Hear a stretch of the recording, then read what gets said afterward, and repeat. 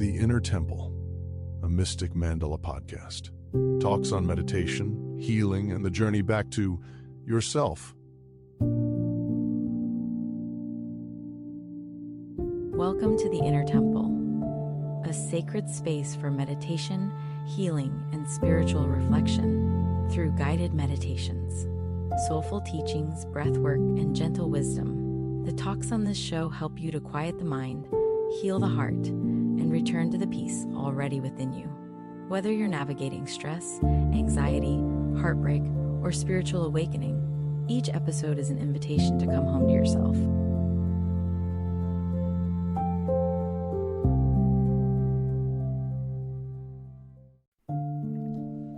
Welcome to the Inner Temple. And for just this moment, let the world, just for this moment, become a little quieter. This is your sacred pause, a space to quieten the mind, heal the heart, and return to the peace already living within you. Namaste. I'm Vijay. And wherever you are on your journey, whether you are feeling grounded, grieving, confused, hopeful, or somewhere in between, I'm deeply grateful you're here. Today we're talking about something every human being knows, but few people know how to hold with grace. What happens when life changes course? What happens when your plan falls apart? What happens when the door closes? What happens when what you wanted, what you prayed for, what you thought was meant for you suddenly does not happen? Today we talk about what happens when life reroutes you. And I want to offer you something that may not remove the pain, but may transform the meaning. Because sometimes what feels like a setback is not really a failure. It is redirection, not a punishment, not abandonment, not proof that you are unworthy, but life in its mysterious intelligence saying, not this road, there is another path for you. There are seasons in life when everything seems to be moving the way you hoped. The relationship is unfolding, the business opportunities are coming together, the healing feels real, the prayers seem to be opening doors. The signs all seem to say yes. And then suddenly, a message doesn't come. A person changes, a deal collapses, a friendship ends, a plan delays, a dream goes silent. A path you had already emotionally walked in your heart disappears. And in that moment, the mind does what the mind has been conditioned to do. It panics. It says, something has gone wrong. I made a mistake. Or, why is this happening to me? What did I do to deserve this? Maybe I failed. Maybe I'm not good enough. But what if? What if the event is painful, but the interpretation is optional? What if the road changed, but you are not lost? What if the detour is not evidence that you're off the path, but evidence that the path itself has evolved? That is a very different way of living. And that shift from panic to presence, from control to curiosity, from collapse to contemplation, that is where spiritual maturity begins. Now, I often think that spiritual journey is like a GPS in your car. When you miss a turn, the GPS does not shame you. It does not say, unbelievable, really? Again? You had one job. It doesn't spiral into an existential crisis. It does not call people to ridicule you. It does not create a podcast about your wrong turn. It simply becomes quiet for a moment. And then in the calmest voice imaginable, it says rerouting or calculating route.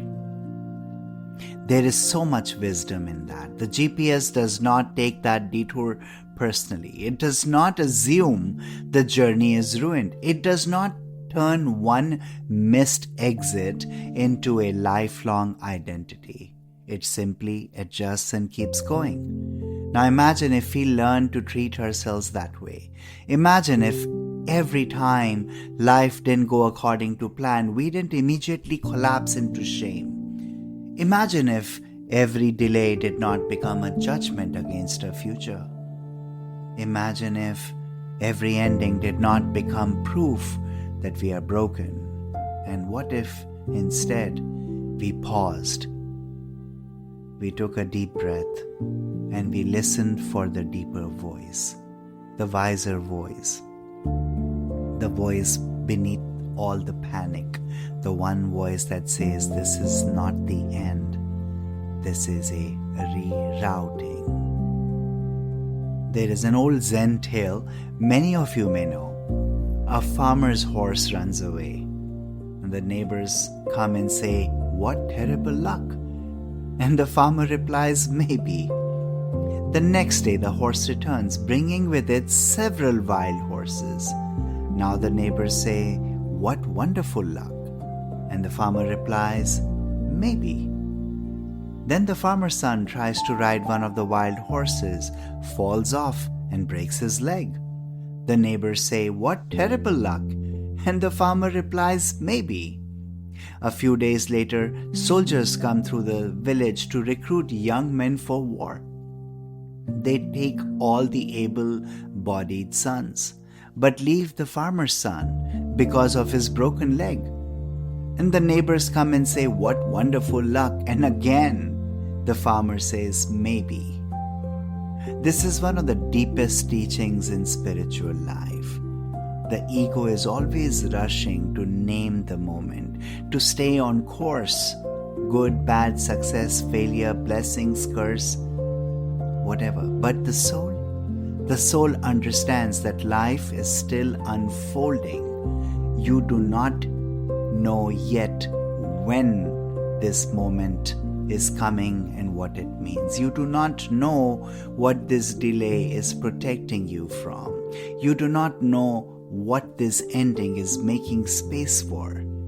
You do not know what this discomfort is preparing you to become.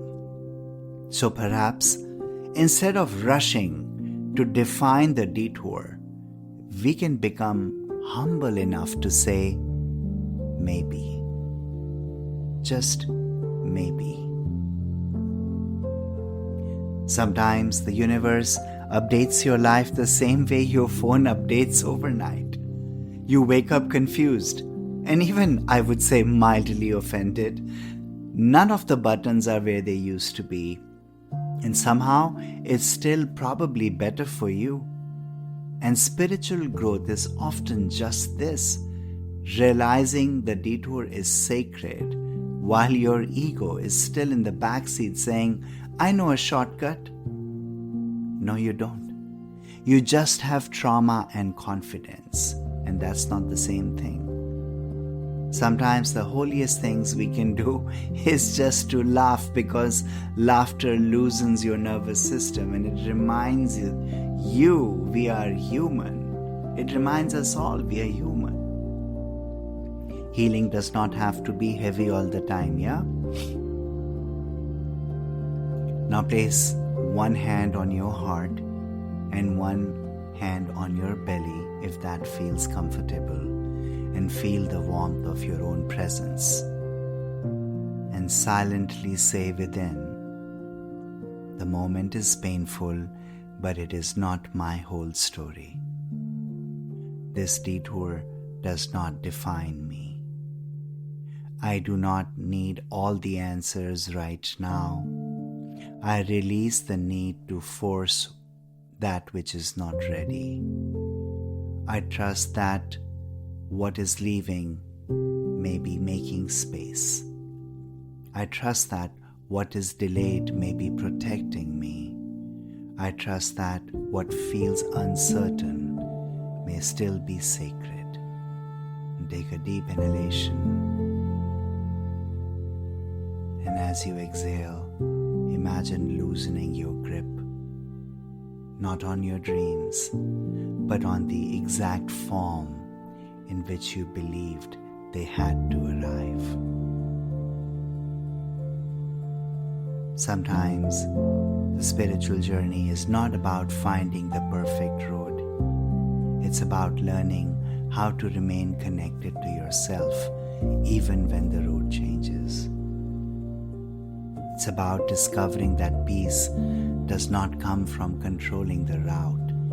Peace comes from trusting the deeper intelligence within you, the one that can still guide you through every turn.